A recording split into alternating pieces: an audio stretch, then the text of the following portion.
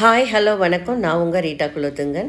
இன்றைய பதிவில் நம்முடைய சேனலில் ஒரு சூப்பரான இந்த சம்மருக்கு நம்ம இதே போல் பதப்படுத்தி மாவு அரைச்சி வச்சுக்கலாங்க. நார்ச்சத்து அதிகம், இரும்பு சத்து அதிகம், பொட்டாசியம், கால்சியம் அதிகம் நிறைந்த மாவை தாங்க ரெடி பண்ண போகிறோம். அதாங்க கருப்பு உளுந்தும் கருப்பு கவுனி அரிசியும். 4 கப் கருப்பு உளுந்துனா 1 கப் கவுனி அரிசி சேர்த்துக்கிறோங்க. நீங்கள் முடிஞ்சால் ரெட் ரைஸும் சேர்த்துக்கலாம், இல்லை வெள்ளை பச்சரிசியும் சேர்த்துக்கலாங்க. கூடவே 5-6 ஏலக்காய் போட்டுக்கோங்க. நல்லா கழுவிட்டு ரன்னிங் வாட்டரில் வாஷ் பண்ணிக்கோங்க. பாருங்கள், இந்த தண்ணியை கூட நம்ம தூக்கி ஊற்ற வேணாம்.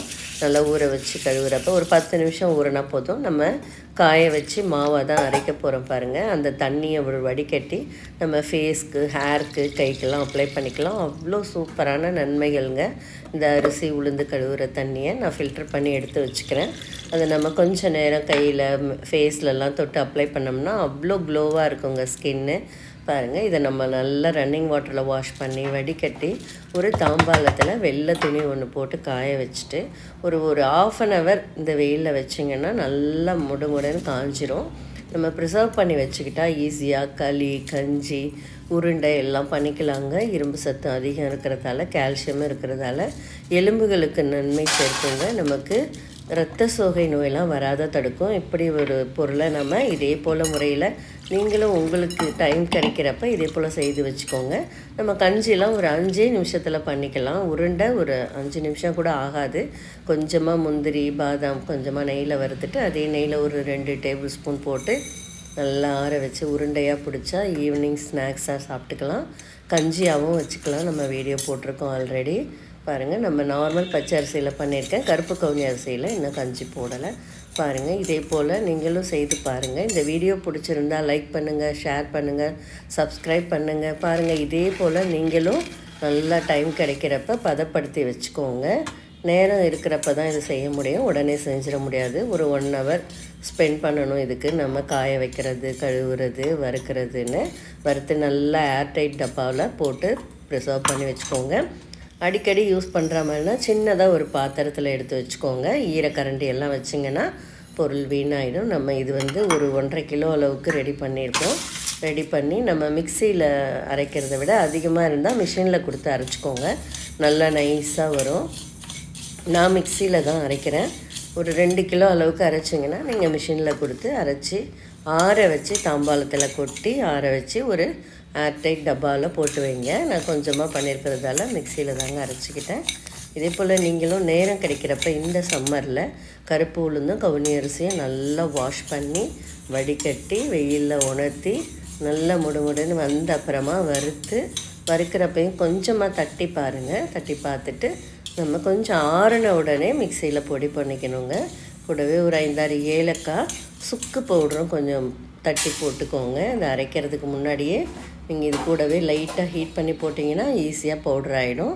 பாருங்கள், இதே போல் நீங்களும் நல்ல சத்தான உணவுகளை நேரம் கிடைக்கிற நேரத்தில் நல்லா ரெடி பண்ணி வச்சுக்கோங்க.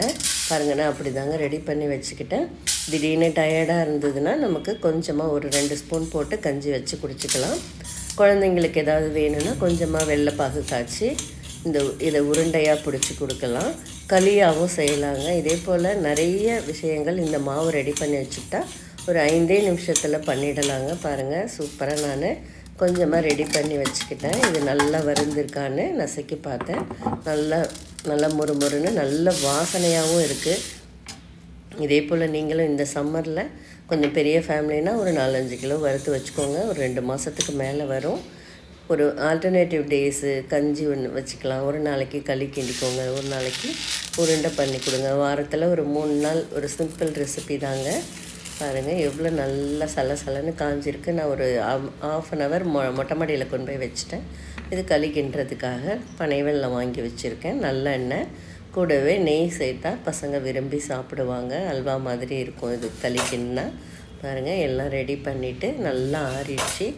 இதை மிக்சியில் பொடி பண்ணி நல்லா ஒரு தாம்பாளத்தில் தட்டி ஆற வச்சு கைப்படாமல் கரண்டியால் ஒரு ஏர்டைட் கண்டெய்னரில் எடுத்து வச்சிடுறேங்க. நீங்களும் இந்த கோடையை மிஸ் பண்ணாமல் இதே போல் சின்ன சின்ன விஷயங்கள், வத்தல், வடகம், மாவு எல்லாமே கொஞ்சம் வெயிலில் வச்சு வீணாக போகாத கொஞ்சமாக கல்லுப்பு சேர்த்து அரைச்சிட்டிங்கன்னா நமக்கு கொஞ்சம் பூச்சி வராது. அடிக்கடி எடுத்து பார்த்துக்கோங்க. கைப்படாமல் காய்ந்த கரண்டியால் எடுத்து ஒரு சின்ன டப்பாவில் வச்சுக்கிட்டு யூஸ் பண்ணிங்கன்னா நாள்பட வருங்க. நல்ல வாசனையாகவும் இருக்கும். பாருங்கள், நான் மிக்சியில் பொடிச்சு கொஞ்சமாக தட்டில் ஆற வச்சு ஸ்டோர் பண்ணுறேங்க. இதே போல் நீங்களும் செய்து பயனடையணுங்க. நல்ல சத்தான ஆகாரம், நார்ச்சத்து அதிகம் இருக்குது.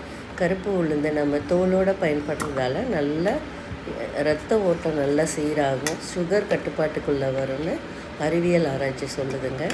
நிறைய அரிய விஷயங்களை நம்ம இதே போல் பயன்படுத்தி நன்மை அடையணுங்க. நீங்களும் இதே போல் செய்து பாருங்கள். நன்றி. பாருங்கள், டப்பாவில் நான் எடுத்து வைக்கிறேன்.